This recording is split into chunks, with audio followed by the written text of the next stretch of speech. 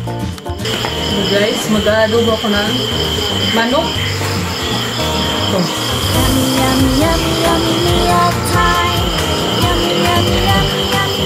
Ito yung manok.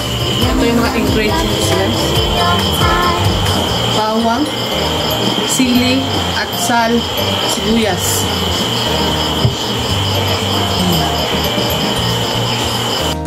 So guys, maglalagay ako ng mantika muna kasi mag-adobo ako guys. Gigisa ko yung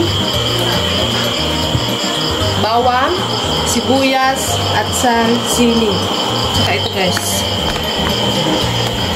Yan, gigisa ko yan.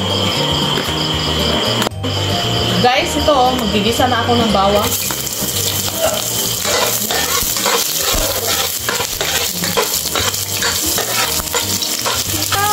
Sunod, itong sibuyas guys. Sunod na yan guys. Haluan yung konti. Tapos sunod ating sili naman guys. Kailangan sabayan.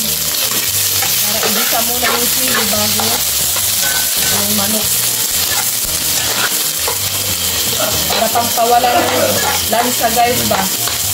Pag nag-adobo kayo ng manok guys, ito yung gagawin nyo. Ganito po.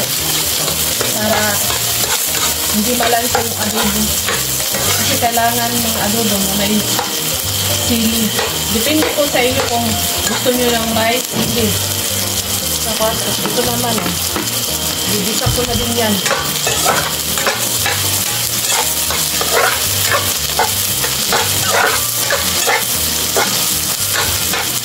Ayan. Luto na yan guys. Sunod ko naman ito.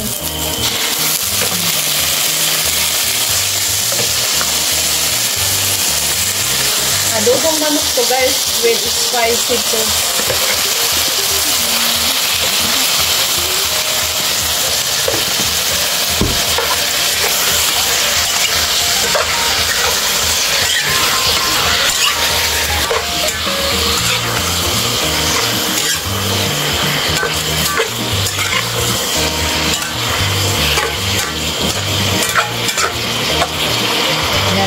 Tatakpan ko muna guys.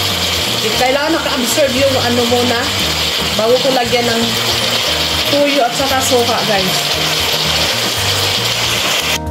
Hello guys, ito na. Ganyan ako magluto ng adobo guys. Kailangan ko muna muna yan sa tubig pa. Kailangan ganito guys.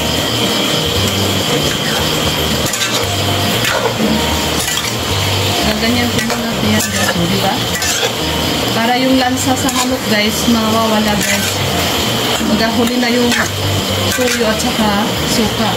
So ngayon, pwede ko nang lagyan to ng tuyo at saka suka guys. Yan. Ito lang guys, so, nasa pouch. So kailangan ko lang itansahin kung gaano karami yung lalagay ko sa adobo na tuyo. Saka ito naman guys, suka. Yan. Tansa-tansa na lang guys. Kasi kung alam mo yung pagluluto guys, kahit hindi mo i-measure, tansado mo guys kung nagluluto ka talaga. Kahit hindi mo yan i-measure, alam mo na yung gaano karami mo ilalagay na suka at saka tuyo guys. Ganyan lang guys. So kailangan ko to haluin. Yan. Parang kulang pa yung tuyo guys. Magdadagan ko ng tuyo para hindi siya maputla. Kasi gusto ko yung adobo na mapula-pula talaga. Ayaw ko yung adobo maputla guys. So okay. Kailangan ko muna takpan ulit guys.